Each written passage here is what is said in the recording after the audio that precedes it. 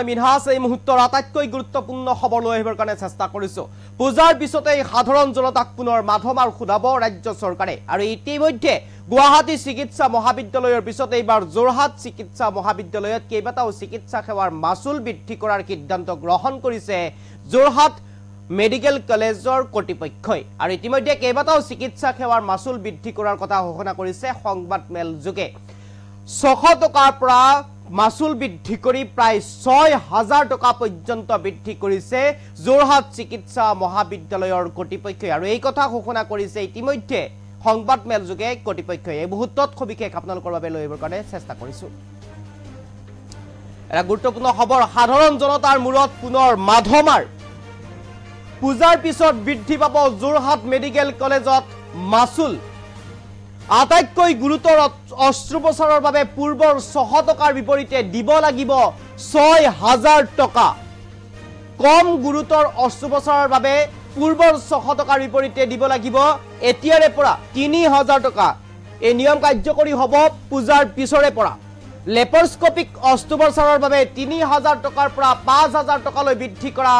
সিদ্ধান্ত লৈছে যোৰহাট চিকিৎসা মহাবিদ্যালয়ে। দৈনিক এখন বিছনাৰ নামত 10 টকাৰ বিপৰীতে এতিয়াৰে পৰা দিব লাগিব আপুনি 50 টকা। পঞ্জীয়নৰ মাচুল 10 টকাৰ বিপৰীতে আপুনি এতিয়াৰে পৰা যোৰহাট চিকিৎসা মহাবিদ্যালয়লৈ দিব লাগিব 20 টকা।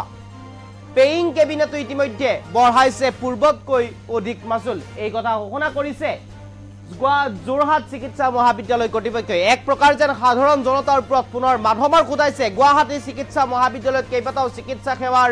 মাচুল বৃদ্ধি কৰাৰ পিছতে এক প্ৰকাৰ যোৰহাট চিকিৎসা মহাবিদ্যালয়তো এতিয়া বৃদ্ধি কৰা হৈছে কেইবাটাও চিকিৎসা সেৱাৰ মাচুল। গুৰুতৰ অস্ত্ৰোপচাৰ যি অস্ত্ৰোপচাৰত প্ৰায় সময় 10ৰ পৰা 8 ঘণ্টা লাগে, সেই অস্ত্ৰোপচাৰত পূৰ্বৰ 600 টকাৰ বিপৰীতে এতিয়াৰে পৰা ল'ব 6000 টকা। আনহাতে কম অস্ত্ৰোপচাৰ, কম গুৰুতৰ যি অস্ত্ৰোপচাৰ আছে, যি অস্ত্ৰোপচাৰত 2-3 ঘণ্টা সময় লাগে, সেই অস্ত্ৰোপচাৰৰ বাবে পূৰ্বৰ 600 টকাৰ বিপৰীতে এতিয়াৰে পৰা ল'ব 3000 টকা পৰ্যন্ত মাচুল। আৰু এই মুহূৰ্তত সেই গুৰুত্বপূৰ্ণ খবৰটো আপোনালোকৰ বাবে লৈ আহিবৰ কাৰণে চেষ্টা কৰিছো। যি পঞ্জীয়ন যি মাচুল আছিল পূৰ্বে 10 টকা, সেই 10 টকাৰ বিপৰীতে এতিয়াৰে পৰা ল'ব কৰ্তৃপক্ষই 20 টকাকৈ। আনহাতে যি পূৰ্বৰ বিছনাৰ মাচুল আছিল 10 টকা, প্ৰত্যেকখন বিছনাত অৰ্থাৎ প্ৰত্যেকখন বেডতে 10 টকাৰ বিপৰীতে এতিয়াৰে পৰা ল'ব 50 টকাকৈ। এই কথা ঘোষণা কৰিছে যোৰহাট চিকিৎসা মহাবিদ্যালয় কৰ্তৃপক্ষই। আৰু ইতিমধ্যে গুৱাহাটী চিকিৎসা মহাবিদ্যালয়ত কেইবাটাও বিভাগত কেইবাটাও চিকিৎসা সেৱাৰ মাচুল ইতিমধ্যে বৃদ্ধি কৰা পৰিলক্ষিত হৈছিল। তাৰ পিছতে এতিয়া যোৰহাট চিকিৎসা মহাবিদ্যালয়ত বৃদ্ধি কৰা হৈছে কেইবাটাও চিকিৎসা সেৱাৰ মাচুল। আৰু ইতিমধ্যে যি খবৰ অনুসৰি ৰাজ্য চৰকাৰৰ ফালৰ পৰা যি ফান চিকিৎসা মহাবিদ্যালয়সমূহলৈ দিব লাগে, সেই ফান অতি কম পৰিমাণে দিয়া পৰিলক্ষিত হৈছিল বা কম পৰিমাণে দিয়াৰ এটা অভিযোগ উত্থাপন হৈছিল, যাৰ বাবে চিকিৎসা সেৱা চলাই নিবৰ বাবে বিভাগীয় কৰ্তৃপক্ষই এতিয়া নিজৰ ফালৰ পৰাই এনেদৰে এতিয়া মাচুল বৃদ্ধি কৰি সংগ্ৰহ কৰিব লাগে ধন, আৰু সেই ধনেৰেই চলাব লাগে চিকিৎসা মহাবিদ্যালয়সমূহ। আৰু তাৰ পিছতে এক প্ৰকাৰ এতিয়া এখনৰ পিছত এখনকৈ চিকিৎসা মহাবিদ্যালয়লৈ নিজৰ মাচুলসমূহ বৃদ্ধি কৰি যোৱা পৰিলক্ষিত হৈছে। এই মুহূৰ্তত যোৰহাট চিকিৎসা মহাবিদ্যালয় কৰ্তৃপক্ষই সংবাদ মেল সম্বোধন কৰিছিল, লৈ আহিছো।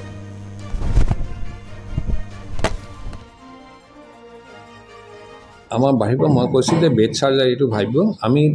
আৰু অপাৰেশ্যনৰ ৰেটবিলাক আমি বঢ়াব খুজিছোঁ। অপাৰেশ্যনৰ ৰেটবিলাক আমাৰ খুব অবান্তৰভাৱে কম আছে। ধৰক এটা মেজৰ অপাৰেশ্যন আমি 600 টকা মাত্ৰ চাৰ্জ কৰা আছিলে, সেইটো আমি 3000 টকালৈ আমি বঢ়াব খুজিছোঁ। 600 টকাৰ যিটো বস্তু আছে আমি 3000 টকা বঢ়াম। লেপাৰস্কপিৰ কাৰণে আমাৰ 3000 আছিলে, আমি 5000 টকা কৰিম। আৰু আমাৰ 3000 আছিলে চাৰ্জবিলাক, আমি 5000 টকা কৰিম। আপোনালোকে হয়তো ভাবিছে যে বহুত বঢ়াই দিছোঁ। এটা কথা মই কওঁ কম্পেৰিজনৰ কাৰণে, যদি প্ৰাইভেট হস্পিটেলত আপুনি আজি এটা লেপাৰস্কপি ধৰক কলিচিষ্টেক্টমি এটা কৰে, মিনিমাম 40,000 পৰা 50,000 টকা খৰচ হয়। আমি যদি 5000 টকা চাৰ্জ কৰোঁ আপোনাক, আমি 8 ভাগৰ এভাগে চাৰ্জ কৰিছোঁ ধৰক, বা 10 ভাগৰ এভাগ চাৰ্জ কৰিছোঁ। আমাৰ কথাত তেনেকুৱা ধৰণৰ।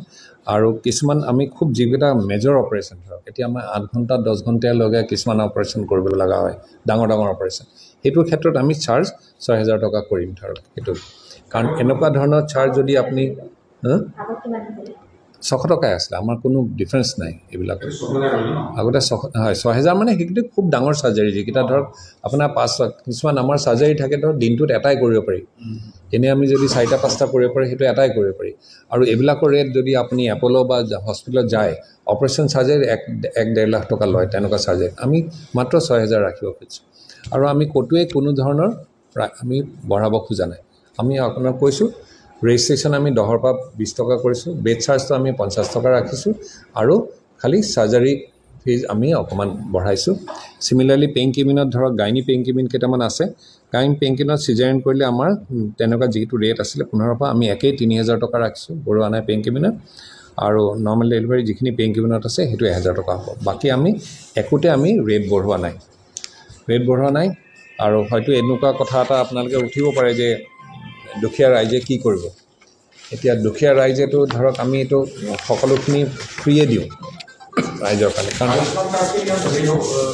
আয়ুষ্মান কাৰ্ডত কোনো ধৰণৰ পইচা নহয় সকলোখিনি ফ্ৰী থাকিব সকলোখিনি ফ্ৰী হ'ব আয়ুষ্মান কাৰ্ডত আমাক 1 টকা দিব নালাগে পেচেণ্টে আৰু চাওক আমি বস্তু আপোনাৰ যদি ভাবে যে ৰেজিষ্ট্ৰেশ্যন আমাৰ কেটেগৰী প্ৰায় আমাৰ 14টা মান ক্ষেত্ৰত আমি ৰেজিষ্ট্ৰেশ্যনৰ পইচা নলওঁ ধৰক কমপ্লিটলি ফ্ৰী সাৰ্ভিস আমি অকল এটো ক্ষেত্ৰত নহয় আপোনালোকে যে আয়ুষ্মানত দিয়ে